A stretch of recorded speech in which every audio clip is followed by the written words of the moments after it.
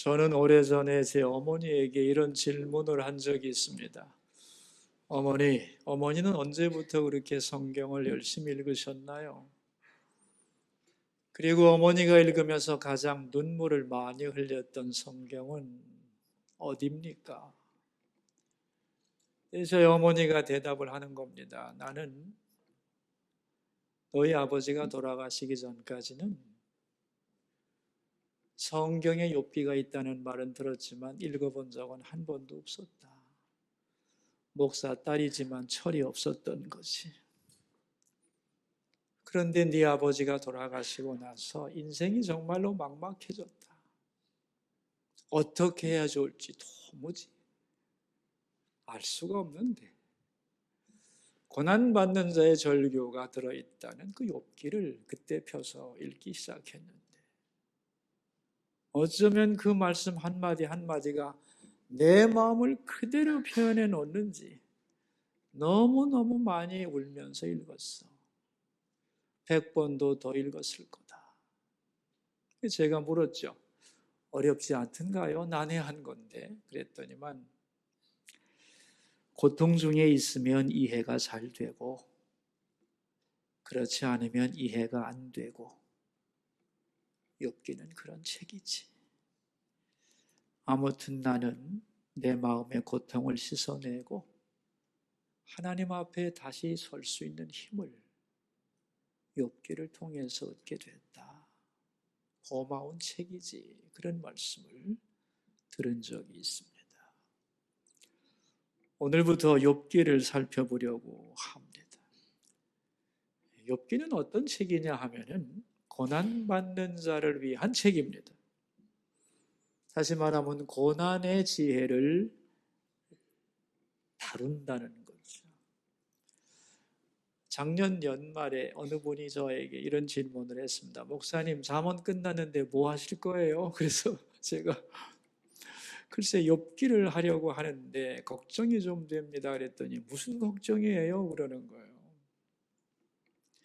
잠언이라고 하는 내용은 모든 사람에게 보편적인 것이라서 아무나 다 들어도 되는데 욥기는 고난을 다룬 책이기 때문에 형통한 가운데 있는 사람들은 고난이 잘 이해가 안 되는 거거든요.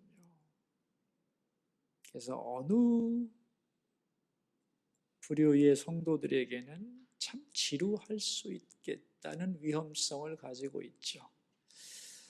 뭔가 이 욥기를 통해서 하나님이 이 나라와 또 우리 이 시대의 성도들에게 하실 말씀은 있는 것 같은데 지루하게 느끼는 성도가 없이 다 잘 따라와 줬으면 좋겠다. 그게 제 기도 제목입니다.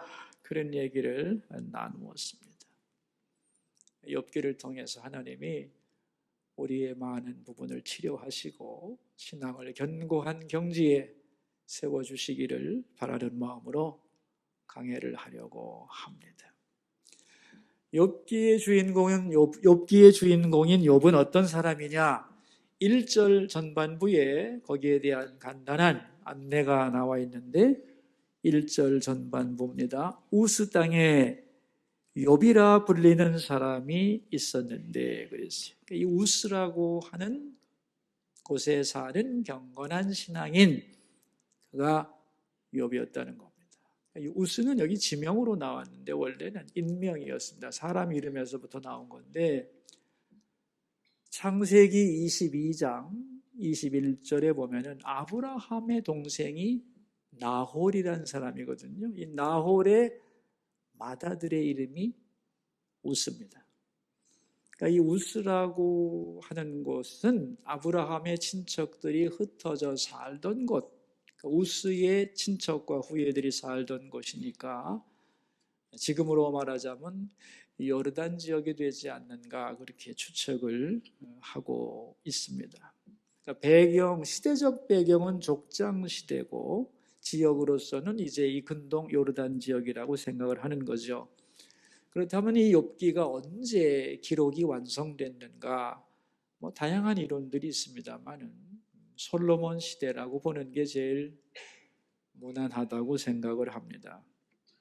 그러니까 족장 시대에 욥이라고 하는 사람이 있었고 이 욥의 스토리가 많은 사람들에게 구전으로 내려오다가 솔로몬 시대에 고난에 대한 신학적인 해석을 정리하면서 고난의 지혜가 완성된 것으로 전문가들은 보고 있습니다.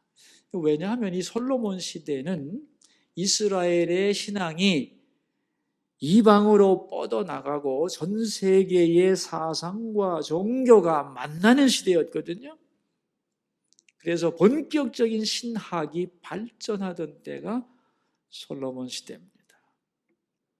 여기서 이제 사람들은 많은 질문을 하게 되고 그 질문에 대한 해답을 얻게 되고 그걸 신학으로 정리하는 과정을 거치게 되는 거죠. 자, 많은 질문이 있지만 첫째 질문이 뭐냐 하면은 이 세상에서 잘 살려면 공식이 있더라는 거예요. 예를 들면 성실하고 착하고 예의 바르고 부모에게 효도하고 베풀기 좋아하고 말조심하고 남의 것을 탐내지 않고 이런 선을 행하면서 이렇게 잘 사는 사람은 어디서든지 잘 되더라는 거예요. 어느 지역에서나 어느 시대에서나 잘 삶의 공식이 있더라는 겁니다. 쉽게 말하면 상식이라는 게 존재하고 그 상식을 받아들일 때 형통한 삶이 펼쳐진다는 거예요. 근데 이게 왜 이렇게 될 수 있느냐고 질문을 한다면 이건 복잡해지는 거죠. 근데 대답은 뭐냐? 하나님이 그렇게 세상을 이끄셨기 때문에, 그런 법칙으로 세상을 만드셨기 때문에 그렇다는 겁니다. 다시 말하면 지혜롭게 살면 평안과 형통과 존경과 기쁨이 있는 복된 삶을 살아가게 된다는 거예요. 하나님을 몰라도 하나님이 만드신 법칙을 선택하고 그 법칙을 따라갈 때는 거기에 따르는 혜택이 온다는 겁니다. 그러나 하나님을 모르면서 하나님의 법칙을 따라 혜택을 누리는 것도 좋지만 더 완전한 건 뭐겠어요? 그러한 시스템을 만드신 하나님을 아는 것. 그래서 여호와를 아는 것이 지혜의 근본이 되는 거죠. 결국 지혜의 극치는 여호와를 경외하는 것이다 라는 결론을 얻게 됩니다. 이게 형통의 지혜입니다. 이 형통의 지혜를 잠언에서 우리는 다뤄봤죠. 자, 이제 두 번째 질문입니다. 그런데 인생을 살다 보면 그렇게 공식대로 되는 것만은 아니라는 거예요. 예외가 있더라. 지혜롭게 의미 있게 성실하게 잘 살아도 고난도 있고 실패도 있고 역경도 있고 예측할 수 없는 게 인생이더라는 거죠. 이런 딜레마를 가지게 될 때 그걸 어떻게 해결해야 되느냐는 거죠. 여기서 신앙은 한 번 더 점프하게 되죠. 여기서 추구하는 게 이제 고난의 지혜입니다. 고난의 지혜. 이것을 욥기에서 다루는 것입니다. 세 번째 질문이 나오는 거죠. 그런데 말이지 형통하든지 아니면 고난 중에 있든지 누구나가 사람은 다 인생에 대한 허무함을 느낀다는 거예요. 인생이 허무해지는 이유는 무엇이며 어떻게 극복할 수 있는가? 이걸 다루는 지혜를 허무의 지혜라고 합니다. 전도서에서 다루게 되는 거죠. 그러니까 이스라엘 사람들은 지혜를 크게 세 파트로 나눴던 거예요.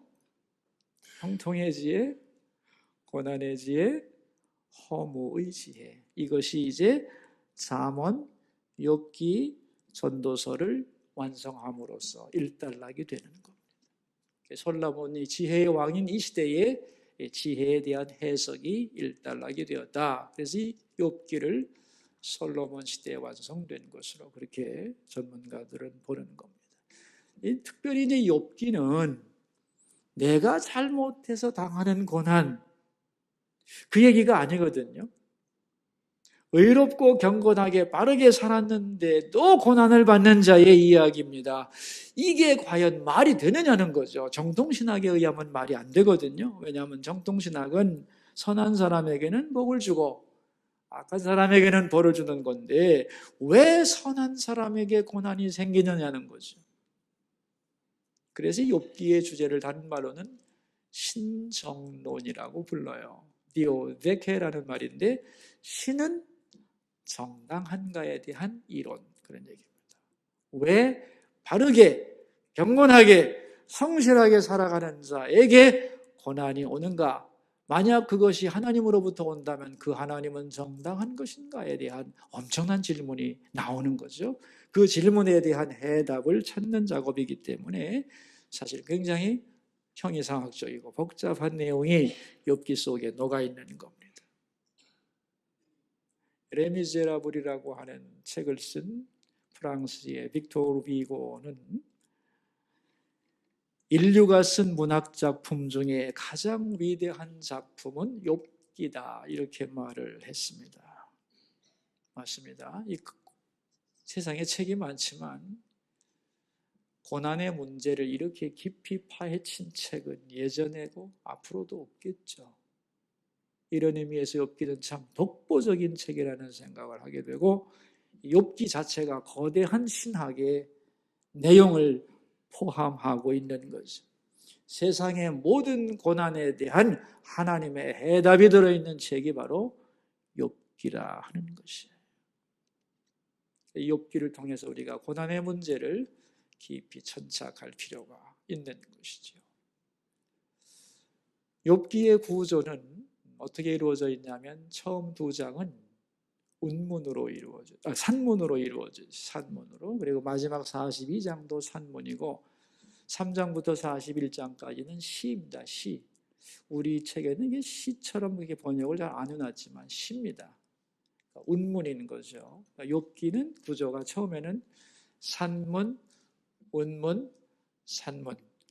그래서 쉽게 보려면 산문만 앞에 2장하고 맨 마지막에 1장만, 석 장만 읽어도 전체 스토리는 이해가 되죠. 그런데 핵심은 이제 3장부터 41장까지의 그 고난에 대한 치열한 그 논쟁들, 그 속에 들어있는 우리의 마음들, 신학 사조들, 철학의 사조들, 이런 것들이 번뜩이면서 그 깊이를, 진수를 더하고 있는 것이 바로 이 운문 부분입니다. 그러니까 구조는 산문, 운문, 산문 이렇게 기억하시면 될 거라고 생각합니다. 서론은 이만큼 하고 이제 본론으로 들어가서, 욥은 어떤 사람이냐 하면은 그 욥의 인격과 성품을 한 줄로 요약하는데 1절 하반절입니다. 같이 한번 읽어볼까요? 그 사람은 온전하고 정직하여 하나님을 경외하며 악에서 떠난 자더라. 그는 온전하고 정직했다 그랬습니다. 이 부정직한 세대 속에 살면서 정직을 추구했고 또한 자기의 한계를 알고 있었고 하나님 앞에서, 그리고 어떤 상황에서도 그의 마음은 변질되지 않았어요. 그 욥의 마음의 중심에는 언제나 하나님이 계셨고 어떤 것도 그의 마음의 중심을 흔들 수가 없었다는 거지. 그래서 그는 악에서 결별한, 악에서 떠난 삶을 살았다는 겁니다. 그 결과 2절과 3절에 보면 복을 많이 받았는데 어떤 복을 받았는가? 2절 3절 읽습니다. 그에게 아들 7과 딸 3이 태어나니라. 그의 소유물은 양이 7,000마리요 낙타가 3,000마리요 소가 500결이요 암나귀가 500마리며 종도 많이 있었으니 이 사람은 동방 사람 중에 가장 훌륭한 자더라 그랬습니다. 12명의 자녀가 있었고 이 10명의 자녀도 다 사이가 화목하고 좋았다는 거죠. 그리고 그는 재물에 큰 복을 받아서 엄청난 부자였다는 거예요. 이러한 복된 환경 속에서도 그의 마음은 흔들리지 않고 언제나 하나님 중심이었다는 겁니다. 그가 얼마나 이 속에서도 경건을 유지했는가를 보여주는 구절이 5절인데, 자 보겠습니다. 그들이 차례대로 잔치를 끝내면 욥이 그들을 불러다가 성결하게 하되 아침에 일어나서 그들의 명수대로 번제를 드렸으니 이는 욥이 말하기를 혹시 내 아들들이 죄를 범하여 마음으로 하나님을 욕되게 하였을까 함이라. 욥의 행위가 항상 이러하였더라. 내 자식들이 어려운 일을 만난 게 아니고요. 즐거운 잔치를 한 후에 혹시 그들이 어떤 나쁜 행위를 한 게 아니에요. 마음으로라도 하나님 앞에 죄를 범했을까 하여 제사를 지내는 사람이었다는 겁니다. 자기 죄에 대한 점검 정도가 아니라 자식의 죄, 그것도 드러나지 않은 행위, 마음속에 스쳐가는 죄라도 있을까 하여 그것에 대하여 용서를 비는 제사를 드리는 철저하게 경건한 사람이었다는 거죠. 왜 이런 말을 하느냐 하면은 그는 고난을 당할 벌받을 만한 일을 눈꼽만큼도 안 했다는 거예요. 이 정통신학에 의하면, 이 형통신학, 이 잠언적 가치에 의하면 이 사람은 고난을 당할 이유가 없는 거죠. 그런데 글쎄 그에게 엄청난 고난이 닥쳐오는 겁니다. 그런데 이렇게 고난이 사건으로 나타나기 전에 어떤 일이 있었느냐? 그게 6절인데 같이 한번 읽어보죠.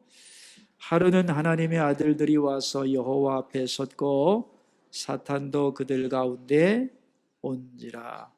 지금까지는 땅에 있는 욥을 조명하며 설명하다가 갑자기 앵글을 하늘나라도 옮기면서 하늘나라에서 하나님이 회의를 하는 하늘회의 장면을 보여줍니다.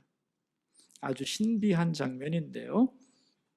이 6절의 하늘회의 장면은 우리에게 많은 것을 말해주고 있어요. 자, 이런 얘기죠. 하나님이 계시는데 천사들이 그 앞에서 시종을 들고 있었고 거기 누가 나타났다는 거예요 지금? 예? 사탄이 나타났다는 거 아니에요. 아니 사탄이 거기 어떻게 나타나을세? 이렇게 생각하겠지만 여기서 우리가 주의해야 할 것은 사탄의 위치입니다. 여러분 많은 성도들이 오해하는 것이 있는데 그게 뭐냐 하면은 하나님과 사탄이 카운터파트가 돼서 서로 대적한다고 생각하는 거예요. 하나님과 사탄이 서로 대적하는 그런 관계인가요? 아닙니다. 쉽게 말하면 사탄은 하나님의 적이 아닙니다. 성도들의 적이죠.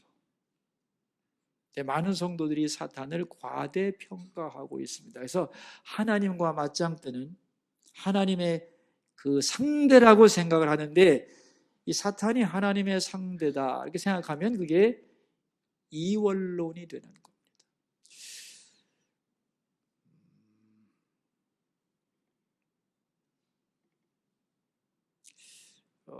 일원론 혹은 이원론이라는 얘기 들어보셨죠? 세상을 움직이는 궁극적인 힘이 하나인가 둘인가? 여기에 대해서 하나라면 일원론이고 둘이라면 이원론이죠. 그럼 제가 질문할 테니까 이게 일원론인지 이원론인지를 한번 여러분이 판별을 해보세요. 세상은 말이지 선과 악의 싸움의 현장이다. 악한 일이 발생하면 악한 신이 이긴 것이고 좋은 일이 발생하면 선한 신이 이긴 것이다. 자, 일원론인가요? 이원론인가요? 예? 이거죠? 왜요? 선과 악이 등가적이잖아요. 파워가 같잖아요. 그죠? 이것이 대립하는 세상이다. 우리는 이렇게 생각하면 이원론이 된다는 거예요. 근데 이원론은 어느 센 쪽이 이긴다는 겁니다. 그러니까 결국은 누가 이길지 모르는 거예요. 자, 여러분, 이게 무슨 말이냐면은 이원론을 가지게 되면 선과 악의 궁극적인 차이가 없어지게 돼 있어요. 왜 그러냐면은 이렇게 생각해 보세요. 악이 강해서 최후의 승리자가 된다고 생각해 보세요. 누가 선을 따르겠어요? 결국은 악이 승리할 텐데 모두가 다 악을 따라가겠죠? 선악의 구별이 사실은 없는 거예요. 그래서 이 이원론은 굉장한 모순을 가지고 있는 거예요. 그래서 성경은 철저하게 이런 논입니다. 하나님만이 유일한 참신이라는 거예요. 그럼 사탄은 하나님의 도구일 뿐이에요.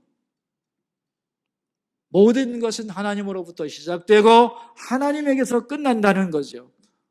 고난도 형통도 다 누구 손에 있다? 마귀의 손에 있을 수도 있다? 아닙니다. 오직 하나님 손에 있다는 거예요. 이걸 설명하는 게 6절이에요. 그러니까 이 6절을 통해서 많은 것을 설명하고 있는 거예요. 하나님은 반역한 천사였던 사탄을 지옥에 완전히 가두기 전에 목적을 위하여 일시적으로 그의 행동을 허용합니다. 그게 7절입니다. 읽습니다. 네가 어디서 왔느냐? 사탄이 여호와께 대답하여 이르되 땅을 두루 돌아 여기저기 다녀왔나이다. 네가 어디서 왔느냐? 하나님이 몰라서 묻는 게 아니고요. 사탄의 행동 반경이 다 하나님의 허락하신 범위 안에 있다는 것을 보여주는 표현입니다. 두루두루 돌아왔습니다. 그때 하나님이 8절에서 이렇게 말씀을 하시죠. 여호와께서 사탄에게 이르시되, 같이 읽어요. 네가 내 종 욥을 주의하여 보았느냐? 그와 같이 온전하고 정직하여 하나님을 경외하며 악에서 떠난 자는 세상에 없느니라. 네가 내 종 욥을 주의하여 보았느냐? 그와 같이 온전하고 또 정직하며 악에서 떠난 사람이 세상에 없다고 자랑을 하는 겁니다. 여기서 알 수 있는 것은 하나님은 자기의 백성을 자랑한다는 거예요. 그리고 주목하여 본다는 겁니다. 여러분, 하나님이 여러분을 주목하여 보신다고 믿습니까? 하나님이 나를 보시겠나? 나 같은 인간을? 내가 혼자 있을 때 나를 보실까? 물론입니다. 하나님은 자기의 백성을 주목하여 보시고 그를 자랑스러워 하십니다. 내가 혼자 있을 때, 눈물 흘릴 때, 혹은 기쁠 때, 어떤 때라도 하나님은 나를 주목하여 보시고 나의 행동을 주목하여 보시고 바르게 살려고 했을 때 너무너무 귀히 여기시고 자랑스러워 하시는 분이다 하는 거예요. 내 종 욥을 봤니? 그런 사람 없지. 자, 이 말을 듣고 사탄이 뭐라고 반응을 했느냐? 9절인데 중요한 구절입니다. 같이 읽습니다. 사탄이 여호와께 대답하여 이르되 욥이 어찌 까닭 없이 하나님을 경외하리까? 사탄의 특징이 딱 나오죠. 여러분, 사탄의 역할은 고발자입니다. 이 사탄이란 말, 디아볼로스라고 하는 말이 뭐냐면은 틈 사이를 버려놓는다는 뜻이에요. 그러니까 이간질하는 자, 그런 뜻이에요. 하나님과 우리와의 밀접한 하나 된 관계를 틈을 타고 들어가서 그 사이를 벌려놓아서 두 양자의 관계를 버려놓는 게 바로 마귀가 하는 일, 사탄이 하는 일이라는 거예요. 그 방법이 뭐냐면 고발입니다. 그렇지 않습니다 하고 쑤시고 들어오는 거죠. 정확하게 사탄의 속성이 나오죠. 뭐라고 주장하는 거예요? 사탄은 지금 까닭 없이 하나님을 경외할 리가 없죠. 그런 얘기죠. 까닭 없이 하나님을 경외하는 법이 없습니다. 다시 말하면 까닭이 있다는 거죠. 인간이 하나님을 경외하는 이유가 분명히 있다는 겁니다. 사탄이 볼 때는. 그 이유가 뭐냐? 10절입니다. 주께서 그와 그의 집과 그의 모든 소유물을 울타리로 두르심 때문이 아니니까? 주께서 그의 손으로 하는 바를 복되게 하사 그의 소유물이 땅에 넘치게 하셨음이니이다. 하나님이 그에게 복을 주셨기 때문입니다. 그러니까 인간은 하나님을 그냥 경외하는 존재가 아니고 얻어먹을 것이 있으면, 까닭이 있으면, 생기는 게 있으면 그것 때문에 그 까닭에 하나님을 경외하는 존재입니다. 다시 말하면 하나님을 하나님으로서 순수하게 사랑하는 인간은 없습니다. 그러니까 인간의 신앙을 사탄은요 굉장히 비하하고 있죠. 까닭 없이 경외할 리가 있나요? 그러니까 사탄이 볼 때 인간의 신앙심이란 변형된 이기심인 거예요. 이건 중요한 표현이에요. 변형된 이기심. 다시 말하면 인간은 이기심이 있잖아요. 그게 신앙으로 변형되어 나타나는 거예요. 뭔가 이익될 게 있으면 하나님을 경외하고 사랑한다고 말한다는 거예요. 이걸 어떻게 알 수 있느냐? 방법이 있다는 겁니다. 그게 11절이에요. 이제 주의 손을 펴서 그의 모든 소유물을 치소서. 그리하시면 틀림없이 주를 향하여 욕하지 않겠나이까? 이제 한번 후려쳐보면, 까닭을 거두어 가시면 인간이 원하던 그 복을 하나님이 제거하시면 그 인간은 싹 돌아가서 하나님을 저주하고 떠날 겁니다. 그런 얘기예요. 여러분, 사람들이 시험에 빠지는 이유가 뭐냐? 마귀의 시험에 빠지는 이유는 다 오늘 본문에 보면 까닭이라는 말 때문이에요.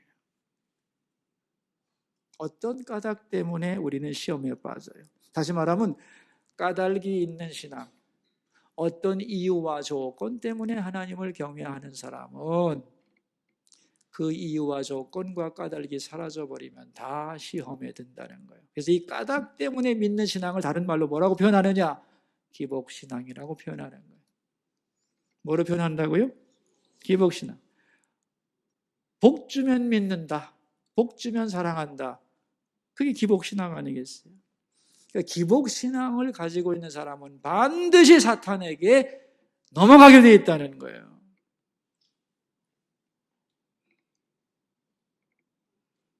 그러니까 사탄이 노리는 것이 바로 그거예요.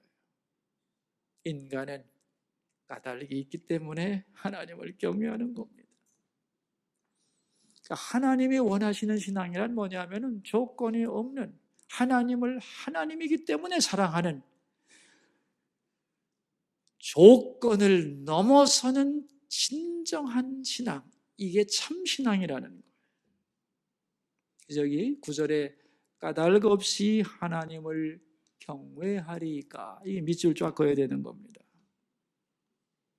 까닭 없이라는 말을 다른 말로 하면 조건이 없는, 하나님이기 때문에, 하나님이 나를 사랑하시기 때문에, 나를 위해 당신을 주셨기 때문에, 영원한 생명을 주셨기 때문에, 하나님이 거룩하기 때문에, 의로우시기 때문에, 그분이 아름다우시기 때문에, 그래서 하나님을 사랑하는 것이 참신앙인데, 마귀는 항상 까닭 때문에 하나님을 경외한다고 우리를 비하시킨다, 그런 이 얘기입니다. 여러분, 우리가 건강하면 하나님을 찬양할 수 있죠. 자녀가 잘 되면 기뻐할 수 있고, 내가 원하는 대로 다 되면 하나님 감사합니다고 우리의 충성과 사랑의 고백을 많이 할 수 있죠. 근데 그것이 신앙의 전부는 아니라는 거예요. 그건 반쪽인 거예요. 오케이, 이제 그것을 거둔다고 하자. 병들면, 사업이 안 되면, 어려운 일이 발생하면, 내 삶이 장밋빛에서 이제 엄동선한으로 바뀌면 어떻게 될 거냐? 마귀가 생각하는 경건한 척하는 신앙은 그럴 때 다 우수수 무너지고 만다는 거예요. 그러니까 하나님의 생각하는 신앙과 마귀가 생각하는 신앙은 다른 거예요. 여러분, 어느 것이 맞다고 생각해요? 그리고 나의 신앙은 양자 중에 어느 쪽에 가깝다고 생각합니까? 자, 이러한 도전을 사탄이 하자 하나님은 생각하신 후에 12절 같이 읽습니다. 여호와께서 사탄에게 이르시되 내가 그의 소유물을 다 네 손에 맡기노라. 다만 그의 몸에는 네 손을 대지 말지니라. 사탄이 곧 여호와 앞에서 물러가리라. 하나님이 말이죠, 후려쳐 보시면 배반할 거라고 하는 그 말을 듣고 고민 후에 욥을 네 손에 맡겨보마. 여러분, 이거 오해하지 마세요. 뭐야, 하나님 너무 잔인하지 않습니까? 사탄의 꿰매 빠져가지고 말이죠, 경건한 사람을 고난 속에 몰아넣다니요. 우리가 결과를 모를 때는 굉장히 잔인하게 느껴지지만 하나님은 결과를 알고 계시거든요. 하나님이 주권자입니다.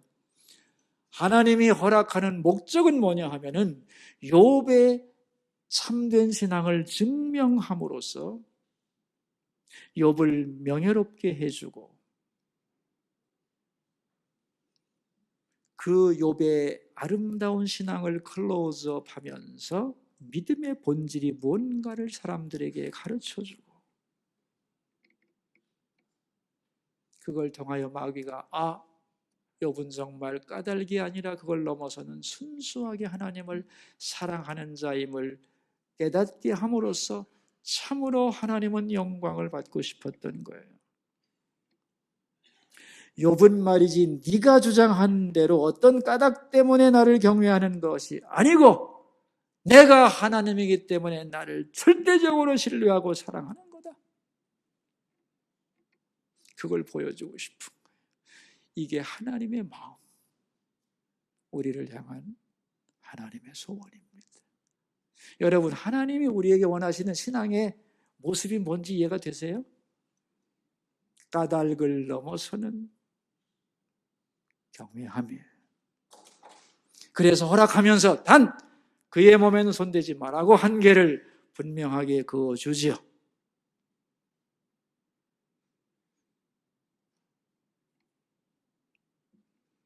자, 여러분, 그렇다면 이제 그 사람이 얼마나 순전하고 온전하며 하나님을 경외하고 악에서 떠났는가를 언제 증명할 수 있을까요? 평범할 땐 모르죠. 고난 중에 증명하는 거지. 기대했던 것이 사라졌는데, 고난과 역경이 왔는데도 흔들리지 않고 하나님을 굳건히 붙든다면 하나님은 사탄에게 뭐라고 하시겠어요? 거 봐라, 아무개는 까닭이 있어 나를 경외하는 것이 아니다. 저 진정한 믿음을 보라. 내가 원하는 믿음을 보라. 이렇게 되는 거예요. 그게 하나님이 영광 받으시고 감격하는 순간이죠. 그런데 만약에 우리가 고난 속에서 하나님이 어디 있어? 하나님이 나를 버렸는데 그런 하나님 필요 없어! 라고 떠나게 되고 실망한다면 누가 이제 나서냐 하면, 거 보세요, 하나님, 제가 한 말씀대로 인간은 까닭이 있기 때문에 여호와를 경외하는 것입니다라고 마귀가 쾌재를 부르겠죠. 그래서 하나님은 우리의 신앙이 까닭을 넘어서는 신앙이 되어서 사탄의 어떠한 고소에도 흔들리지 않는 그런 믿음이 되기를 원하는 거예요. 자, 그래서 이제 욥이 고난의 현장으로 들어갑니다. 욥만이 아니라 여러분, 모든 고난 당하는 자는 이제 경기에 출전하는 사람이 되는 거예요.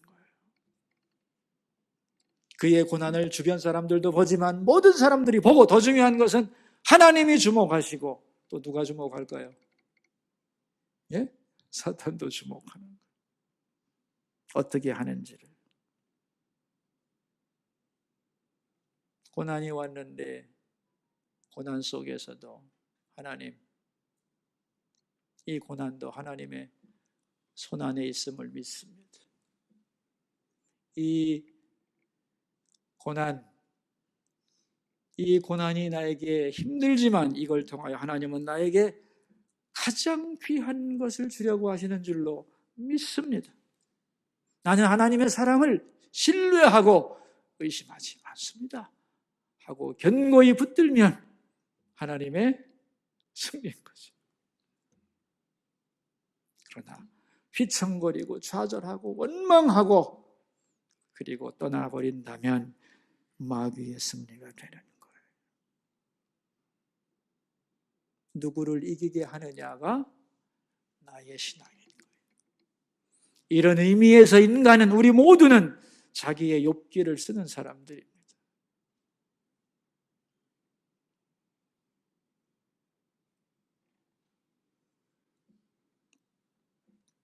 오늘도 고난당하는 사람은 많습니다, 여러분. 내가 경주장에 나간 내 믿음이 이제 명명백백하게 내 믿음의 본질을 보여주는 시간이라는 것을 기억하시기를 바라요. 그리고 이 사건이 우연이라고 생각하면 안 돼요. 왜? 사건 전에 뭐가 있었어요? 하늘의 회의가 있었잖아요. 오늘도 우리가 만나는 모든 사건이 갑자기 뻥 터지는 것 같지만 그렇지 않다는 거죠. 그 전에 뭐가 있다? 하늘의 회의가 있습니다. 우연히 발생하는 게 아니라는 거예요. 그리고 하나님이 모르거나 하나님의 통제를 벗어난 일이 있다 없다? 없다는 거예요. 하나님이 아시고 뜻이 있어 허락하신 일이다. 고난 중에 있지만 낙심하지 마라. 하나님이 한계를 정하시고 기대하는 바가 있다는 걸 잊지 말아야 된다. 그래서 어떤 상황이 있더라도 우리가 순전함과 정직함을 가지고 하나님을 경외하며 믿음의 사람으로 굳게 서야 할 줄로 믿습니다. 이 은혜가 함께 하시기를 축원합니다. 기도하겠습니다. 우리 세 가지 기도 제목을 가지고 주님 앞으로 나가겠습니다. 첫 번째 기도 제목입니다. 이제 욥기를 시작했으니 욥기를 통하여 많이 배우게 하시고 하나님이 원하시는 높은 신앙의 사람으로 성장하게 하여 주소서. 우리 기도합시다. 자기 목소리가 자기 귀에 들리도록 소리를 내서 기도합니다. 하나님 아버지, 감사합니다. 욥기를 시작했습니다. 하나님께서 풀어주지 아니하시면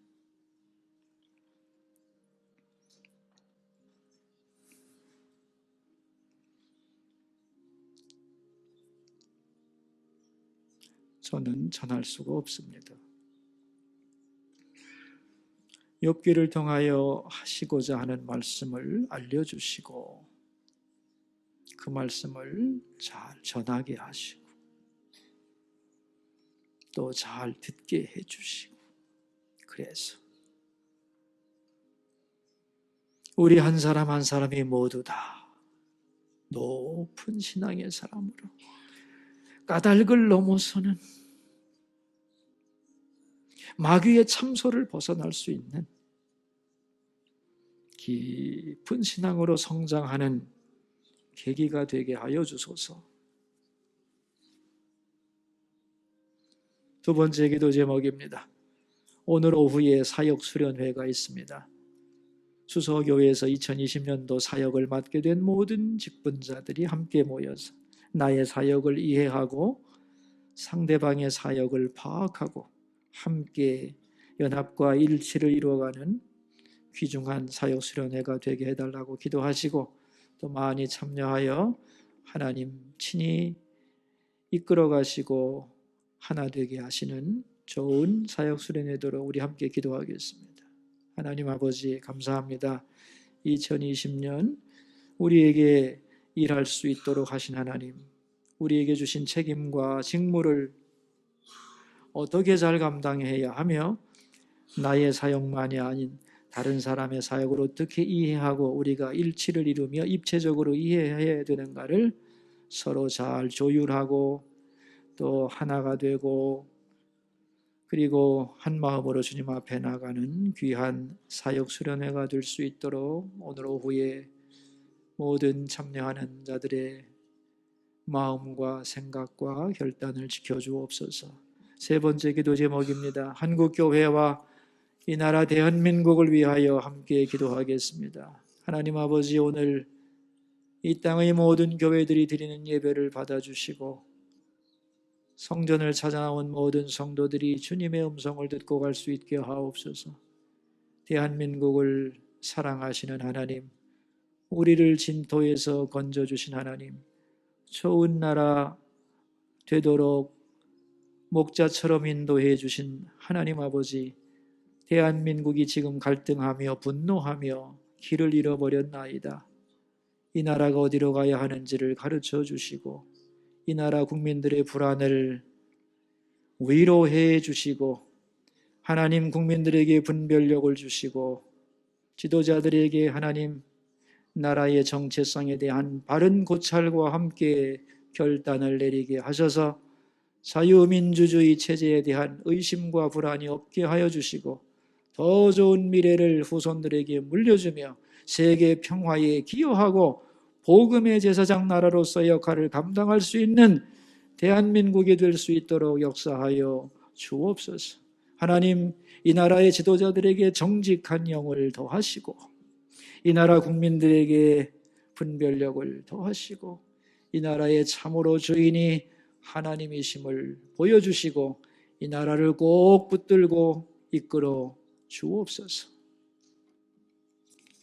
하나님 아버지, 저 우스 땅 한 구석에 살고 있던 욥을 주목해 보시고 자랑스러워 하셨던 하나님, 오늘 우리의 모습을 주목하고 계시며 우리를 기뻐하심을 감사합니다.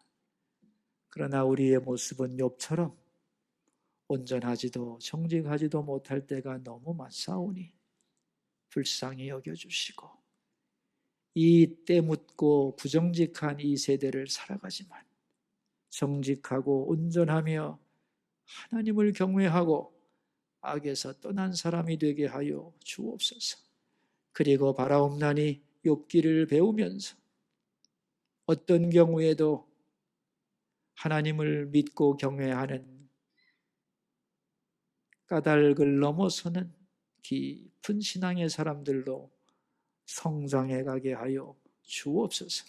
우리의 신앙이 마귀의 참소에 걸려 넘어지지 않게 하여 주시고 하나님이 원하시는 신앙, 하나님이 자랑스러워하는 그러한 신앙의 사람들로 자라가게 하옵소서. 예수님 존귀하신 이름으로 기도하옵나이다.